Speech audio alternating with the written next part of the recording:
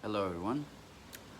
So today's lecture is about the elements of music, and I wanted to talk about the assignments first before we start. Um, you have two assignments. You have one for the video, and you have another, and that's for the topic I've given you. I've made sure to really focus on one thing that need to write about, so this would actually make it a lot easier on you. Especially since I'm not really asking for too much of you to write. So I'm asking for only 2 to 3 pages each, and for the first assignment or assignment one, and that is the winds of the orchestra. So winds in the orchestra, you need to talk about the orchestra. You need to let me know what the winds are or where they are within the equation of the different instruments in the orchestra, and what are they, and if there are any classifications or subcategories or subfamilies or smaller sections that make up, like for instance the double reed family within the winds, or what are those instruments and how do they operate, or and how they actually developed.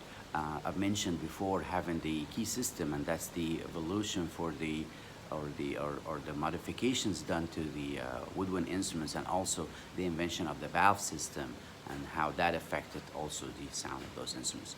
And that's pretty much it for the assignments. And make sure to follow the formats, and that will be the 12 Times New Roman and double space. Make sure to also use citations, so we have put all the reference and everything that you've been working on. That's for the assignment, for assignment one. Regarding the video, I actually picked a video that's quite short. It's not really much. It's about 6 minutes to watch. But I also meant to choose something that we've all listened to before at some point in time. So if you listened, or if you've watched those cartoons or videos in the past, you probably recognize the music. I mean, the Tom and Jerry music, and that's probably the unique thing about it is that it's actually done with a live orchestra in front of an audience. So you actually get to see those instruments performing, and you also get to recognize all these different sounds and know where they're coming from, or how or what kind of instruments are being used for that. Um, I just wanted you to watch it a couple of times or a few times, and kind of digest it and see what you feel about it now that you know about instruments, or some of the instruments, or the classifications of instruments. And you got to see that you've seen the Britain, you've seen the orchestra performing a classical piece, and also now you've seen the orchestra performing something that you are very familiar with. So with that in mind, that should be your approach for writing your paper for the video. And as I said, follow the formats for that. Uh, if you have not watched the videos, then you wouldn't know the formats and wouldn't know anything about those topics or what I really mean by it. So please make sure to watch the videos. If you're watching the videos, I'm assuming you wouldn't really need to ask questions regarding what exactly should I write about, or what is the criterias or the formats of things that I need to discuss, or if I'm supposed to do this or that. I mean, I think, or I believe that this is very clear. It's very short, to the point, and making sure that you understand. If you know it, then you're gonna go ahead and do it. Also, make sure to not to be late. So I'm expecting to have the both assignments on the 25th, and I'm gonna give you guys until.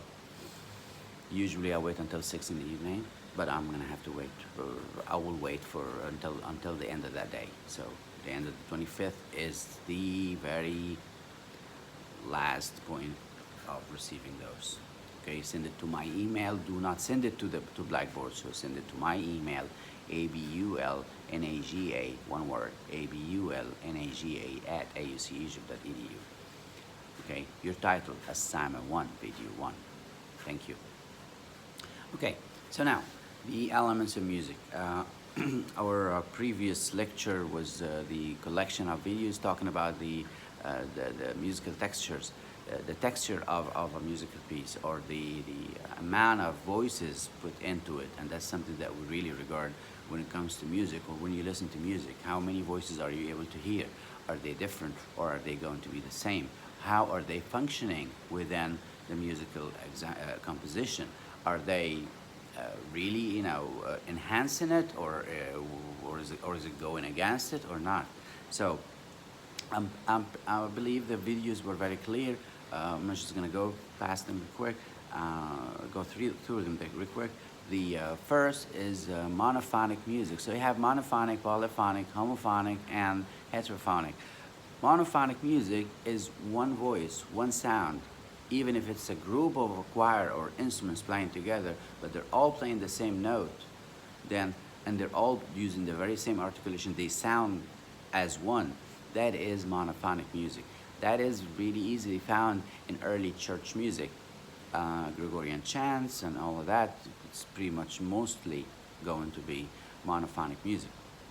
On the other hand, you have homophonic music. Homophonic music, you have one line, or a group of instruments playing the same line of music or carrying on the melody, and then you have another group that's playing underneath them, playing different notes that would enhance that musical line, and that's homophonic music.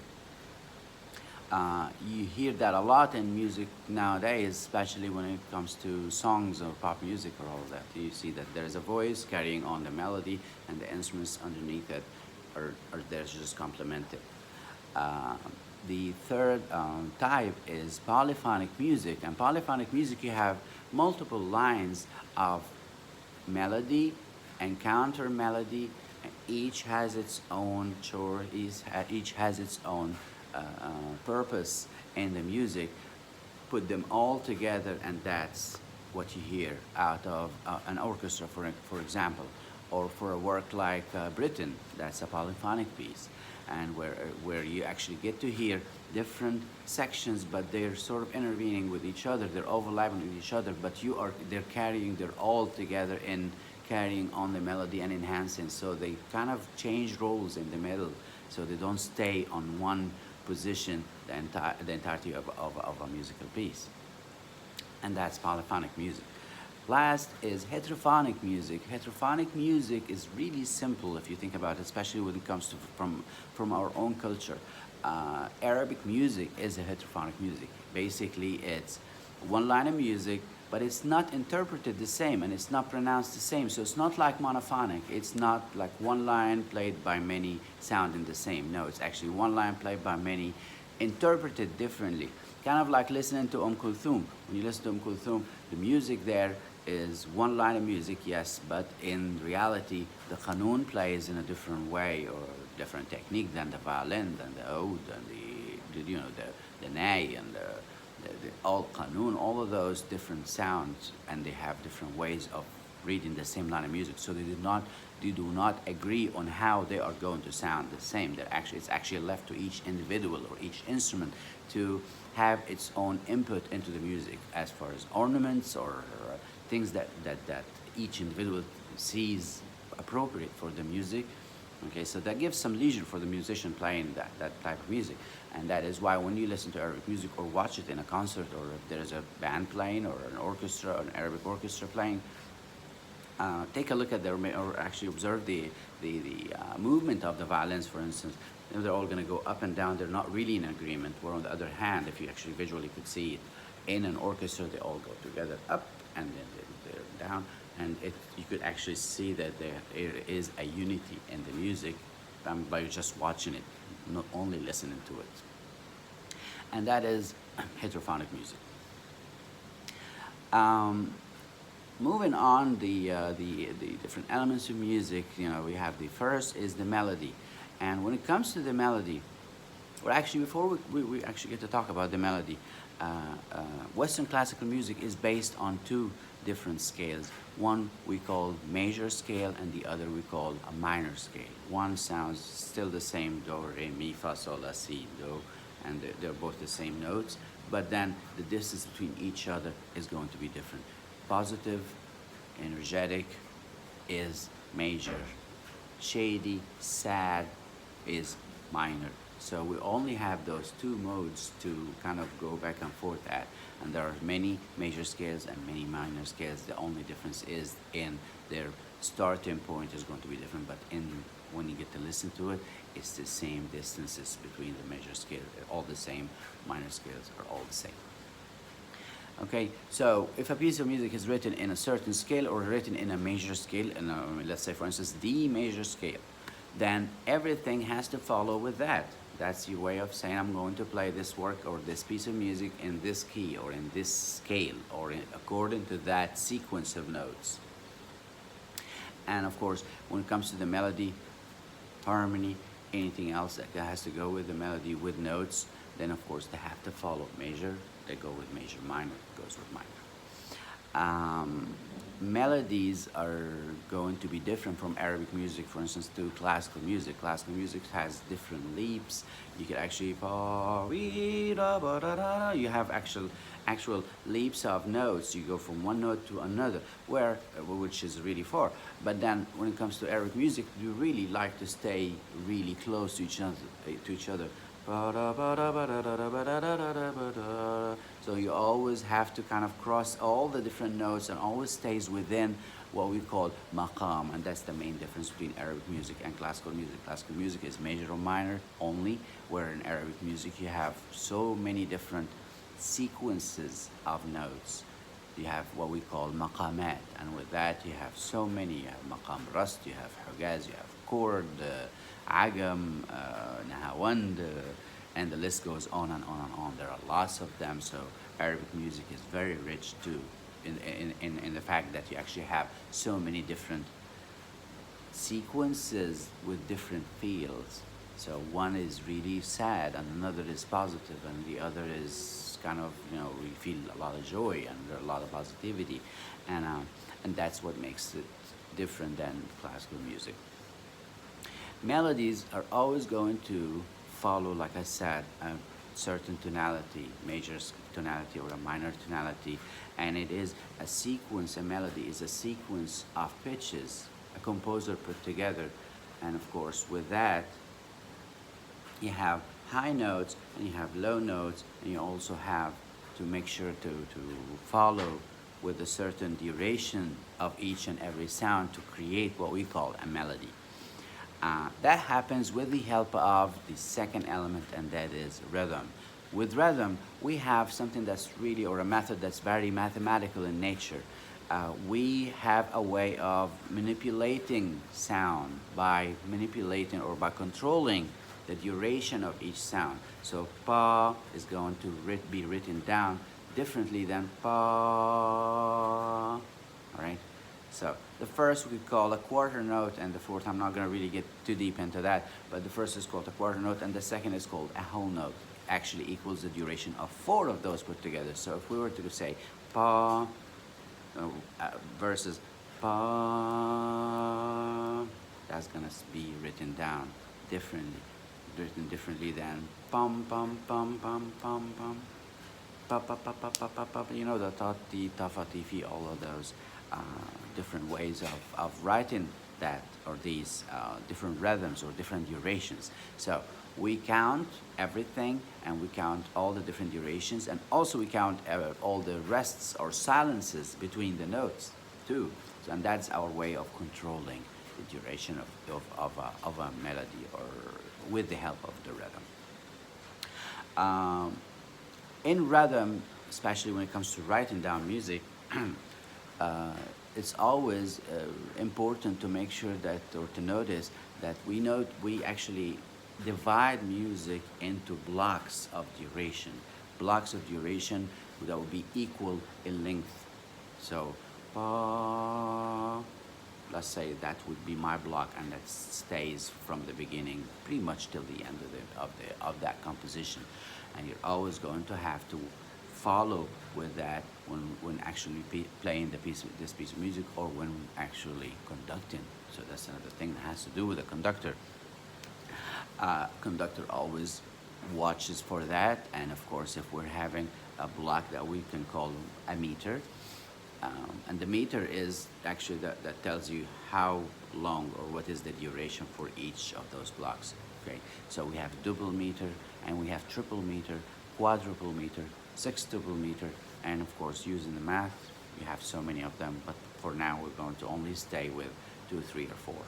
Okay, so for instance, the beginning of that block, we can call that, if there is a 1, 2, 1, 2, 1, 2.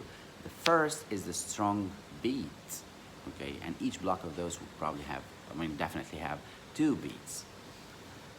If it's 3, then 1, 2, 3, 1, 2, 3, okay, and that makes the first beat strong one, and the 2, 3 are weak ones. If it's a quadruple, then 1, 2, 3, 4, 1, 2, 3, 4. So the first beat is important, and the next in importance is the third beat, and that's a quadruple. The first of any of those, of all of those, is always considered or regarded as what we call a downbeat for a measure. A downbeat for a measure, so 1, 2, 1, 2, 1, 2, or 1, 2, 3, 1, 2, 3, 1, 2, 3. Okay. Quadruple, 1, 2, 3, 4, down, left, right, up. Okay. Right up always, if you watch a conductor, up is always going to have to go to a following downbeat. Okay, so 1, 2, 3, 1, 2, 3, 1, 2, 3. Quadruple, 1, 2, 3, 4, and these are the gestures a conductor uses in a classical orchestra or a conductor in any musical ensemble based on a meter. So you're always having, if you watch a conductor, and they're going 1, 2, 1, 2, down, up, then this piece of music is written in a double meter. If it's written 1, 2, 3, 1, 2, 3, then it's a triple meter. 1, 2, 3, 4, 1, 2, 3, 4. That's a quadruple, and I think that that answers the question that was risen about how do you watch a conductor and read the music at the same time? Well, I get to read the music all the time, but then when I get to look at the conductor, I always make sure that I'm watching, to make sure that I'm into the downbeat with the conductor, right? If I have an important line of music that starts on the second beat, for instance, then I watch for the conductor before, a couple of beats before. So, and pum, and here I am with them, right? Okay, that saves time, and of course takes a lot of experience to sync or synchronize with a conductor and also with a piece of music in front of you. So we have beats for each of those blocks. Now I'm going to call those blocks measures. So each of those measures is divided, or actually separated separated from the one before it and after it by what we call, and it's like a vertical line, and that is called a bar. Okay, so the bar is what tells you the beginning of the measure, the end of the measure, and the one after it, and the one after it, and the one after it, and so on and so forth. And that's what we use for rhythm, and that is important for a melody, because when you're writing a piece of music, or there is a melody to be played, you have to first look at the meter which is written or stated in the beginning of each piece to tell you you're going to use a triple meter, a quadruple meter, or any of those. The third of the elements is harmony. Harmony is really important, and it's a signature for classical music. Harmony, and also a big deal of a difference between Arabic music and classical music. Now, Arabic music is based on maqamat, and it's only based on a maqam, and parallel to it, or a tune based on a maqam, and parallel to it, you have a rhythm. You have rhythmic patterns that follow. We have so many of them, of those rhythmic patterns, that is significant to certain parts of the Arabic world. For instance, in Egypt,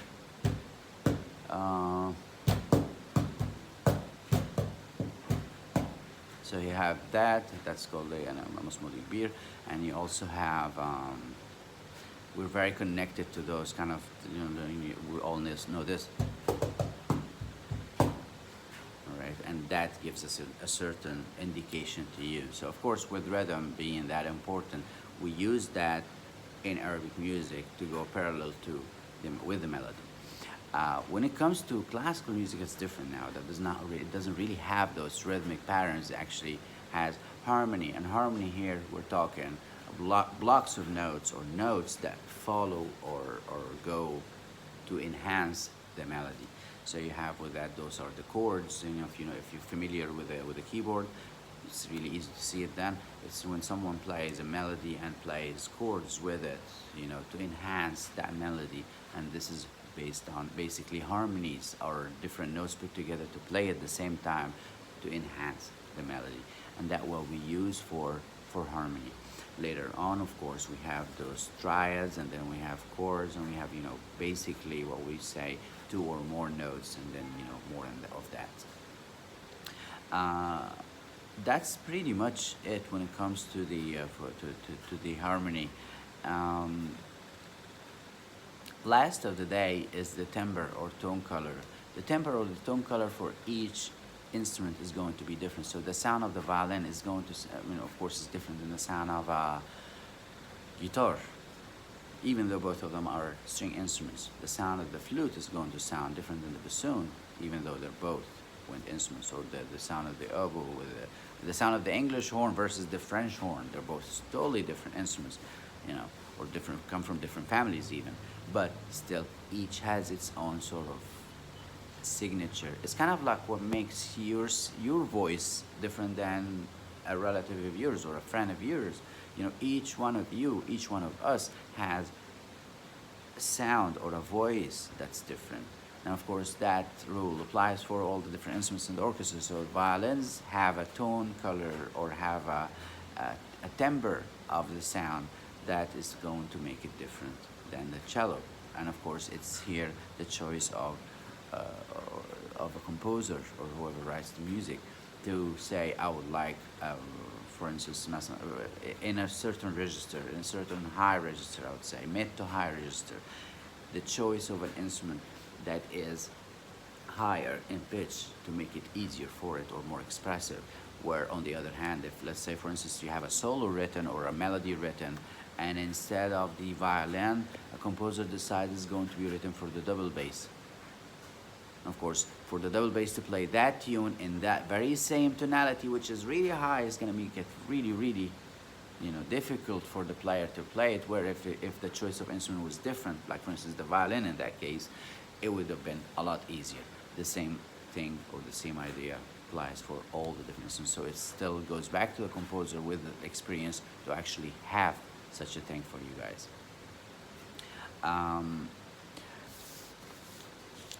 When we have the tomorrow, tomorrow we'll finish with the different elements, and now we only have the tempo and dynamic markings and the articulation, and that's going to be really easy. So tomorrow we'll discuss that, and also we will talk a little bit about the different forms in classical music. So here's the plan for now.